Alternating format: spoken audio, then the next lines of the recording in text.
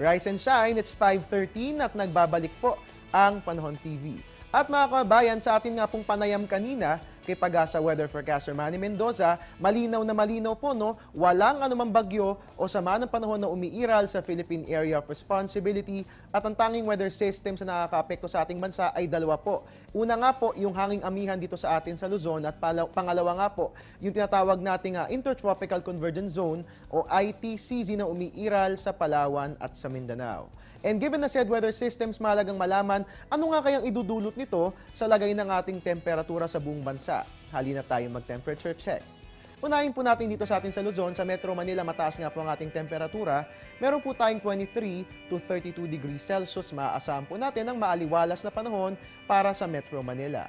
At ang Baguio City nga po may pinakamababang temperatura. Meron po tayong 14 to 21 degrees Celsius. Makaaasa po tayo ng isolated light rains dahil nga po yan sa hanging amihan na concentrated ang effects. Diyan po yan sa Northern Luzon. Puntahan po natin ang Visayas, Iloilo at Bacolod, mababa po ang temperatura. Meron tayong 24 to 31 degrees Celsius. Makaaasa po tayo ng isolated rain showers or thunderstorms. Habang sa Metro Cebu, mababa rin po ang temperatura. Meron tayong 24 to 31 degrees Celsius. Makaaasa po tayo ng partly cloudy skies. At ang Tacloban nga po, mataas ang temperatura. Meron po tayong 24 to 32 degrees Celsius. Makaaasa po tayo ng isolated rain showers or thunderstorms. At puntahan po natin ang Mindanao. Sa Metro Davao nga po magiging mainit ng bahagya, no? So I suggest, no, na uminom po tayo ng sagay na hindi po tayo na-dehydrate.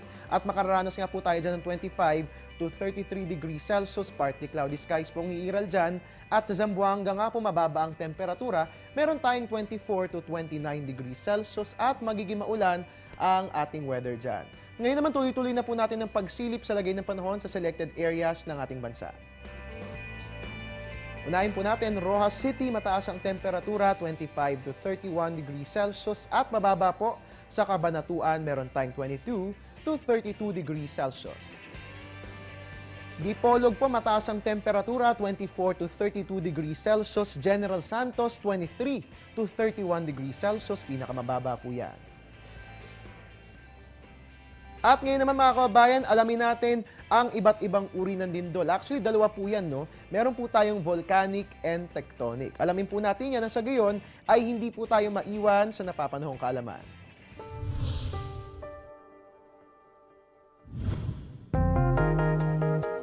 Ang lindol o earthquake ay ang pagyanig ng lupa dahil sa pagguho o pagdulas ng mga bato sa ilalim o ibabaw ng lupa. May dalawang uri ito. Ang tectonic earthquake na sanhi ng paggalaw ng crust plates o ang pinakaibabaw na bahagi ng lupa at ang volcanic earthquake na nagmumula sa di karaniwang volcanic activity gaya ng pagputok ng bulkan. Di tulad ng bagyo, hindi na mo-monitor kung kailan at saan mangyayari ang lindol. Ngunit mayroong mga hazard map na maaring gawing gabay upang malaman kung aling mga lugar ang maaaring makaranas ng matitinding pagyanig kung sakaling magkaroon ng lindol.